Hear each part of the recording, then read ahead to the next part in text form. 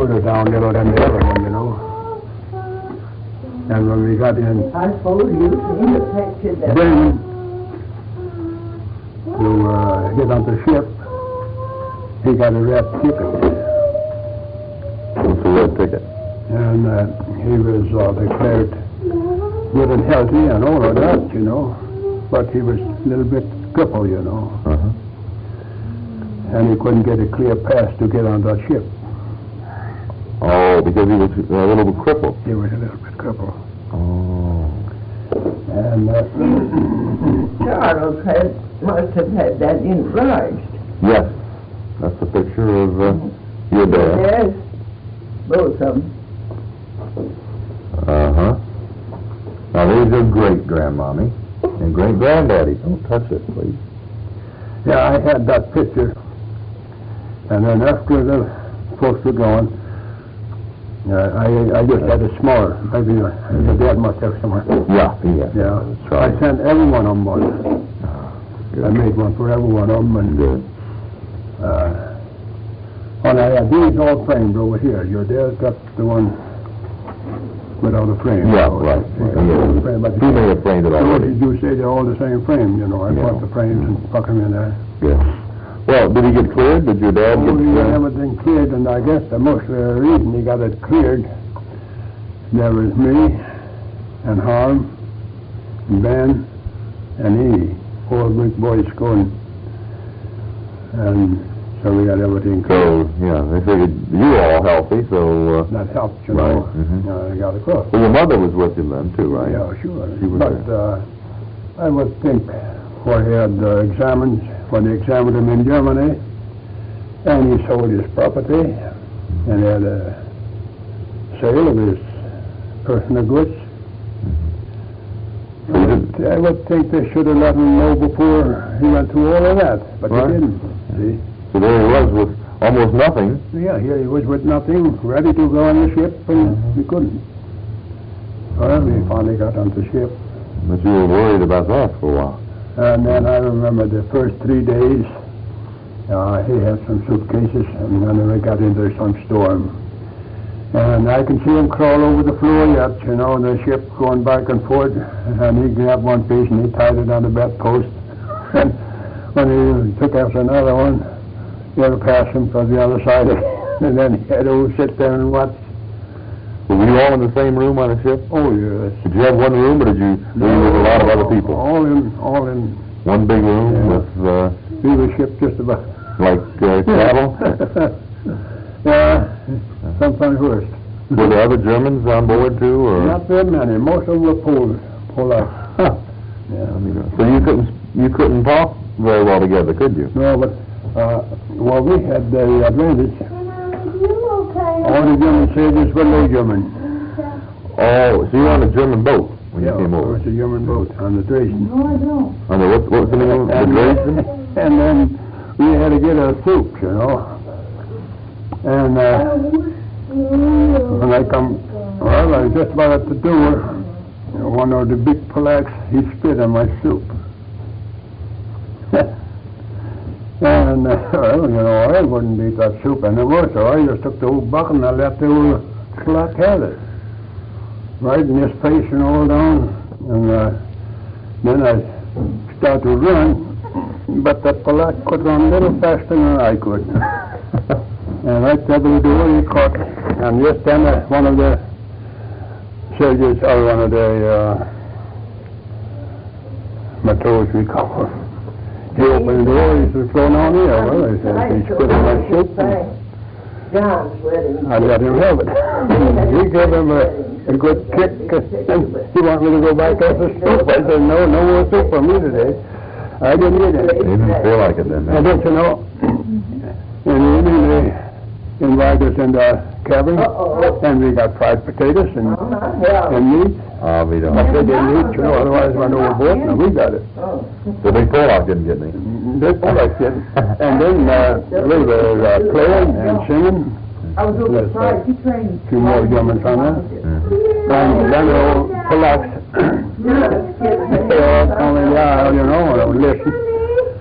And he's These boys, Oh, funny. they took and ate once in a while, and the next morning they could see who got there. Yeah. Yeah, then. Well, where did you land? You land in Baltimore. In Baltimore. What was the name of the ship again? The Jason. Dresden. Well, what did your dad do in Germany? The what? What did your father do in Germany? He was Was he a just farmer? Just a labor man. Labor man. And how did he hurt his... he wasn't born crippled, was he? Did he hurt his southern accent? No. He fell down in the haymow. Oh. Landed on his shoulders and knocked up. Just a little lower, he was just a little bit low on one side. Yeah. Oh, he worked all along all the time. So what year did you come over then? What was the year? 1901. Is when you came over by We ship? landed in that big city of Cleves, Ah. 12 o'clock at midnight. By train. You came by train Yeah. all the way from Baltimore? Yeah. No airplane, and didn't think of an airplane at that time. Were people here that spoke German? Well, your grandfather was here then, wasn't he? Yeah, our grandfather was here. William Scott Saunders was already here. Everything was German around here.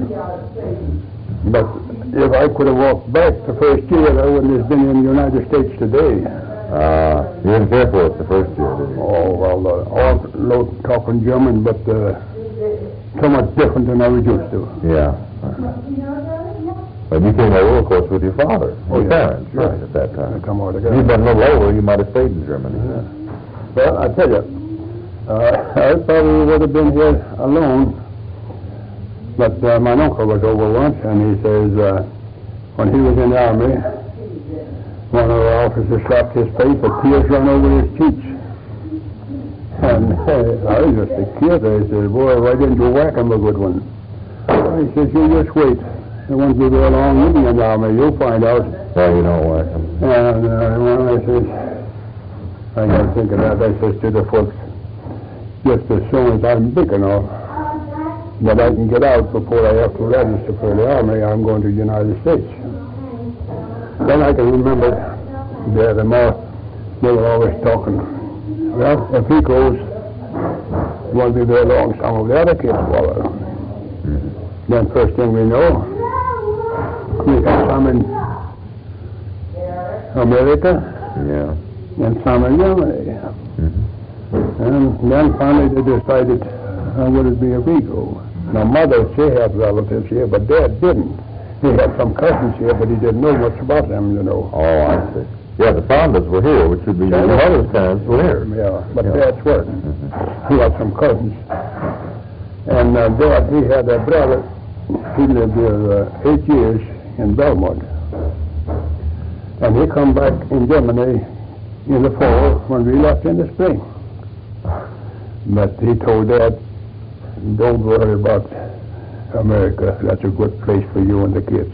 Good. And so that made him feel a little better. Yeah. See? Well, where did you live then? You lived in Bunde? In Germany, where did you live? We lived in Vermeer. Bimere? Vermeer, that's below. Oh, Vermeer. That's below, you know, below Bondiet, you know. It's all in one district, you know. Were you living in a farmhouse then, or what did you live in? No, yes, and well, he had some land of his own. Raised potatoes and dry. And what? And a couple of hogs, milk, a couple of cows. And what did you do then? When you said you worked a short I didn't while. work. I worked in the farm mill the first year I worked out.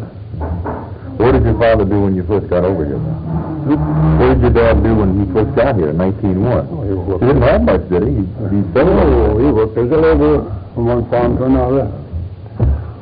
Well, he couldn't drive, and then he couldn't talk, and I know he worked for one old fella. They drove too close to the fence, and he had to back up. And he says, "Hello? What does I have to say now?" And the old fella said, "Back." And in Germany they say foot and Oh, yeah. foot and hoe. But here they had to say, get up and back. Horses didn't know. Women didn't know that. Yeah. Yeah, I remember when Mother started talking German. American language. Some kids walked over the yard once. They wanted to say good morning, and she said, "Good day, come in." Yeah, I bet that would be hard. Did you go to school here at all? Did you go to school here? No. That's where I lost out. Yeah. I should have went to school. I had my education in Germany, but Yeah. it would have been about 10 years. Oh, I get along with that, but then Yeah.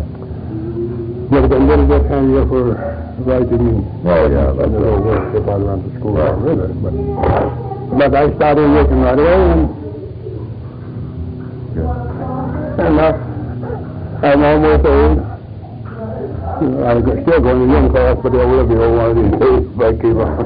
Well, some of the girls came over first, didn't they? Yeah, my mother's sisters. Mm-hmm. But I mean, did Rena? No, we all come together. You came over with you all. But mother's one brother and two sisters. They come first of the Sanders. Oh, I see. They come about, anyway, maybe 10 years before we come. Yeah. And then after those three were here, then my grandparents and Uncle Lord Burns, they come. And then several years later, then we decided to go. Yeah. Did you ever see Billy Sanders in your door? Yeah. You did. Yeah. Well, we were downtown the other day and with Minnie. I see. And he was just sitting in the car. His wife was shopping, and so I went over and talked to him. And I asked him, of course, if he called anything, but he said no. He didn't have any, old records. No, he wouldn't have nothing. No. Because his dad, I guess his dad died when he was just born a little. Oh, yeah. He was just small.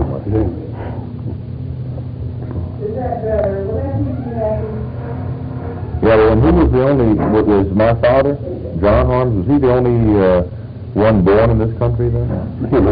Sina was also born, yeah, that's right. He was born, about 19... I don't think your dad liked the country any too well when he came to this country. Because he was so poor, he didn't have clothes on, and the office snowstorm the other way. Yeah, he had less than your father when he came over. Less than his father when he came over here, didn't he? But I'll tell you, I was a lot better off than all these guys. I had clothes on when I came to the United States. You had something here. My dad didn't have nothing.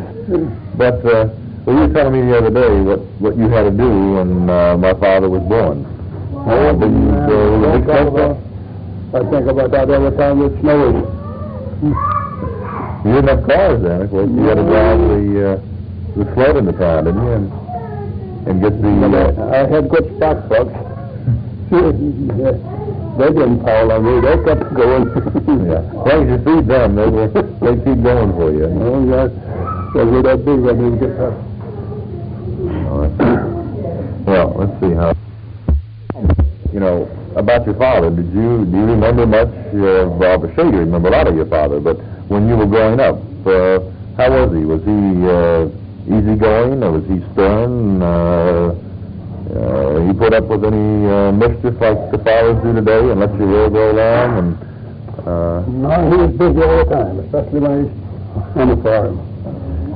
In the winter time, we could have our chores and everything done in fine shape, but he'd be out there. He'd find a little crack where the snow blew through. He'd poke in a little straw. Kept everything nice, and he was interested in cattle and horses. Yeah, keeping them... Oh, he kept them in tip-top shape. But he expected you to do your chores. Okay, let me write out. But he expected you to get your chores done. We don't have chores always, but then I always took care of it, but we get a little scolding from every once in a while. He'd be out in the barn and we'd be sitting in the house, but... Well, somebody got to help him. But he enjoyed it. He looked things over and he enjoyed it. Just keeping busy with... Yeah, he kept him busy.